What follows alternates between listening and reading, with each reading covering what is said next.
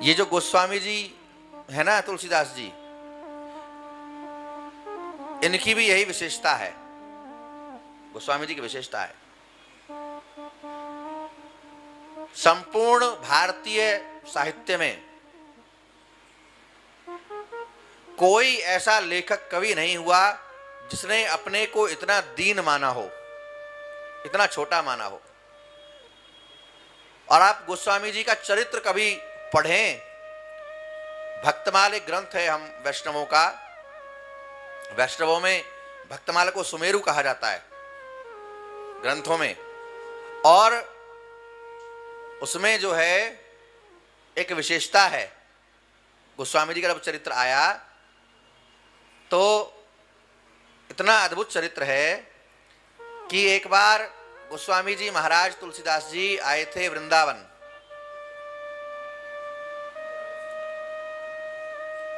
और वृंदावन में उस समय श्री नाभा गोस्वामी जी भी विराजमान थे। नाभा गोस्वामी जी ने भंडारा किया था, नाभा जी भंडारा कर रहे थे। अब ब्रज के समस्त संतों को निमंत्रण था, समझिए कि झरा भंडारा था पूरे वृंदावन का। झरा का मतलब समझते हैं? झरा भंडारा, तुम तो ब्रजवासी हो तो समझोगे ही, रह रहे हो वृंदावन में। मतलब वृंदावन में जितने आश्रम, मठ, मंदिर, घर, गृहस्थी, साधु, सन्यासी, कोई हो, चाहे साधु हो, चाहे पंडित जी हो, चाहे बाल बच्चे वाला कोई हो, सबको भंडारे में ही पाना है प्रसाद, झरा।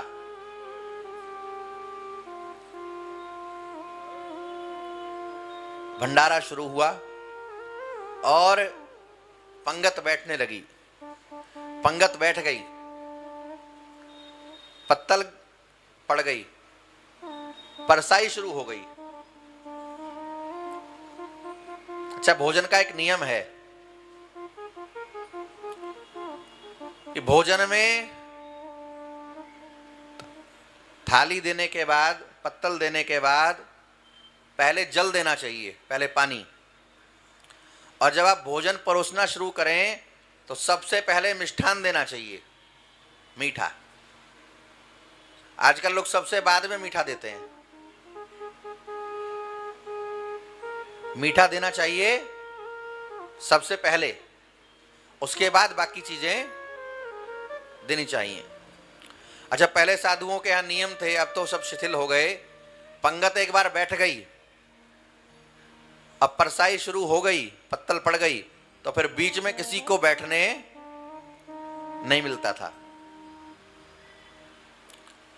अब पहली पंगत साधुओं की बैठती थी, अब भी बैठती है स्थानों में। पहली पंगत जो होगी उसमें केवल साधु बैठते हैं, दूसरी में तो सब बैठना शुरू हो जाते हैं, पहली पंगत में साधु बैठते हैं। तो पंगत बैठ गई, परसाई होने लगी, तब गोस्वामी जी आए। आए तो लंबी कतार,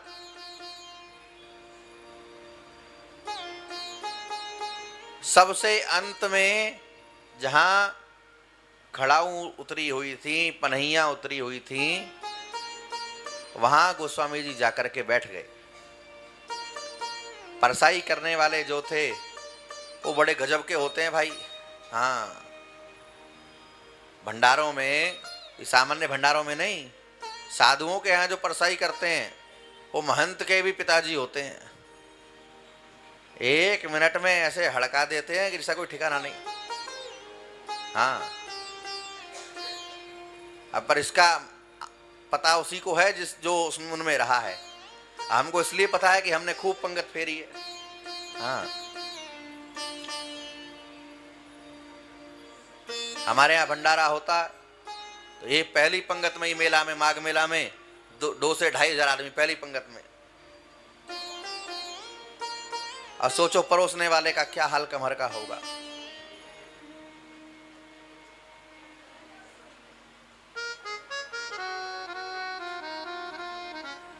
और कोई बीच में आके बैठ जाए जिसके पास पत्तल ना हो, अब परोसने वाला वहां पहुंच जाए तो समझिए उसके तन बदन में अग्नि प्रकट हो गई।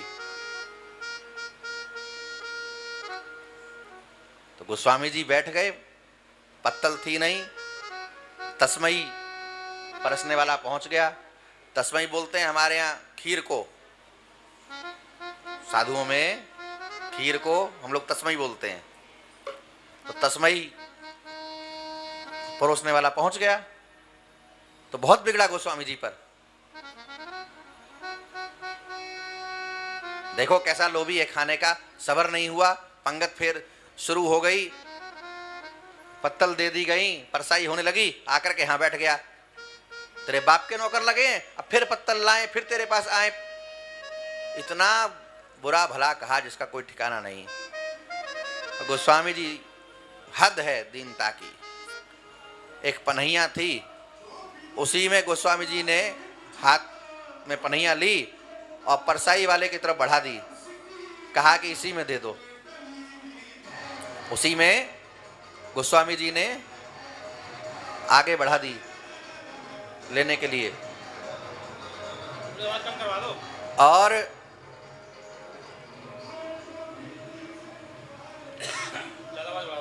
पनहिया में तस्मई ले ली और उसी में पीने भी लगे। अब सारे में हल्ला हो गया कि पंगत में ऐसा कौन बैठा है जो पनहिया में तस्मई लेकर के पा रहा है। ये खबर पहुंची नाभा जी के पास कि कोई ऐसा साधु बैठा है जो पनहिया में प्रसाद पा रहा है। सुनकर के नाभा जी दौड़े आए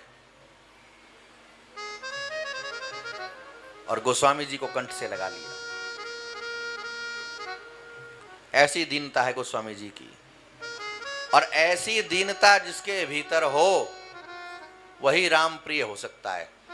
उसी के लिए राम जी खड़े हो सकते हैं। राम जी ने जब मानस लिखा तो चोरों को भेजा गया चुराने के लिए। चोर पहुंचे तो कुटिया के बाहर राम लक्ष्मण पहरा दे रहे हैं, दरवाजे पर हनुमान जी बैठे हैं। यही दीनता हनुमान जी के अंदर भी उतरी हुई है। संपत्ति को ठुकरा दिया हनुमान जी ने, मैनाक सुरसा आई, सुरसा से भी बच निकले,